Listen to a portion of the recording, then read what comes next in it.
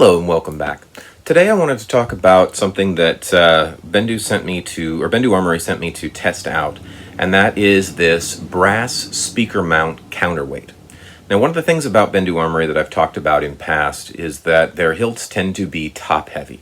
That's because this area right here on the chassis is, I think they said this was nylon. They're replacing it with something else that's a little bit more sturdy, but it's still relatively light. It's a 3D printed material.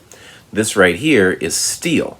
They are beginning to offer these in brass as well for a bit of an upgrade. But this is heavy. This is where most of the weight is right here. In past, the speaker mount was plastic, so all the weight was concentrated right here, which meant that if you put it in something like a radium hilt, which is their longest of the besides the staff hilt, all of the weight was concentrated here. So if you tried to do flips and everything, this area over here weighed practically nothing, and it was kind of like tossing a hammer unless you gripped it all the way up here. If you were here, the weight was above your hand, which was a little bit of a difficulty. All right, so I've talked about the top-heavy nature of Bendu Armory, and so Bendu Armory was trying to address that and figure out how to do it, and they came up with this brass counterweight, which is an interesting idea. It only weighs a few ounces more than the plastic one. But a few ounces, if you're into contact, if you've done anything with contact saber, a few ounces in the right place on a saber can make all of the difference. All right, so if I put this in here now, it doesn't toss like a hammer. And if my hand is here where it usually is, the brass is below my hand, the steel is above my hand, and the point of balance is still above my hand, but it's not as significantly above my hand as it used to be. So the counterweight works quite well in a longer hilt like this. In these shorter hilts, like the Shoto sabers, like this andesite here. Okay, that puts the brass way down here. Your hand rides up here closer to the steel because there's less grip weight, or less grip area. So you're actually gripping much closer to the point of balance. It's right about here, which is a whole lot more usable, especially for a one-handed saber. So the counterweight makes a tremendous amount of difference in the weight of the saber. It also makes a difference in the sound. I can't really show you that because I don't have the plastic one here with me, or the plastic speaker mount. But the plastic speaker mounts have pretty good sound. I mean, these things use a nice bass speaker on there. But the plastic ones, it sounds like just about any other saber. With the metal, it actually has a little bit of a richer sound because it's resonating in the speaker itself and in the hilt. So your basses get a little bit more rumbly with this. It's a noticeably more bassy sound. The sound's a little bit better. The weight is a lot better. The downsides of this thing, though, since the plastic is sort of a flexible medium, the fit on a Bendu Armory saber, since they're using sort of carbon fiber and sort of fluid mediums, there's a lot of inconsistency as to how things fit from sleeve to sleeve.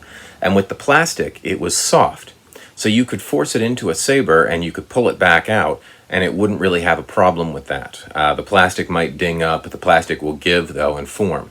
Here you're dealing with a medium that doesn't have a lot of give, which means that the fit on your sabers is usually tighter and a little bit harder to manage for a while. So, for instance, on this andesite, okay, there's a hang-up right here that makes it rather difficult to get that sucker in, and I've got to jam it in there to get it in there. Okay, in order to get this out, I'm using this button right here as leverage, and I'm pushing it. It hangs up right there, but pull it out and it comes out, but it's a little bit harder, a little bit tighter of a fit than it was before. So I actually got this stuck in the staff once upon a time, and I had to brace the thing on a ledge and pull the staff sleeve down using most of my weight in order to get it to pop off of the speaker. The good news is that the whole inside is stable enough that it pretty much supported my weight and it didn't damage it in any way. You can minimize this just a little bit by making certain that this screw right here stays tight. In the plastic, it stayed a lot, or it wasn't really as much of an issue.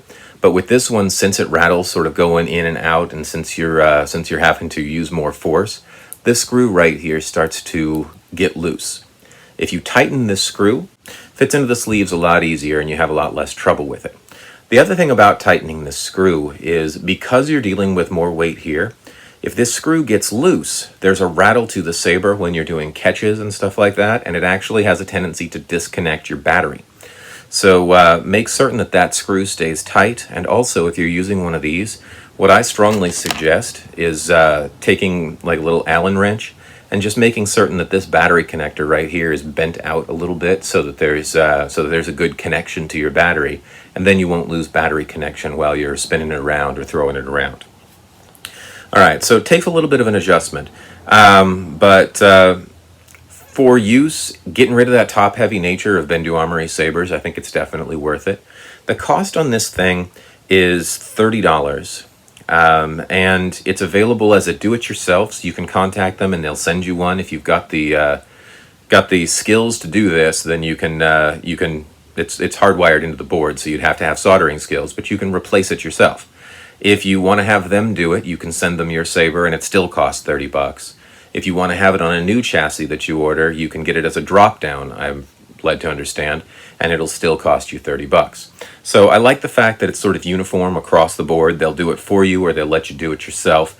But $30 is a bit pricey for an add-on, but you're dealing with machined brass, and for the difference that it makes, I think it's a fairly reasonable extra expense, especially if you're going to be using your Bendu Armory for intensive stuff, which is kind of what a carbon fiber hilt is designed to do. All right, so brass counterweight for Bendu Armory. Oh, one more thing that I should mention. This adds a little bit of weight to the saber, so if you're using this brass counterweight in something like a staff, it actually becomes easier to do the contact moves with it because you've got more weight on either side of the middle. But it does make the whole staff, if you're dealing with two of these things, makes the whole staff noticeably heavier. So you gotta be prepared for that, or strengthen your wrist muscles or whatever. But you gotta be prepared for the fact that there is a noticeable increase in weight overall, especially if you're using two of them.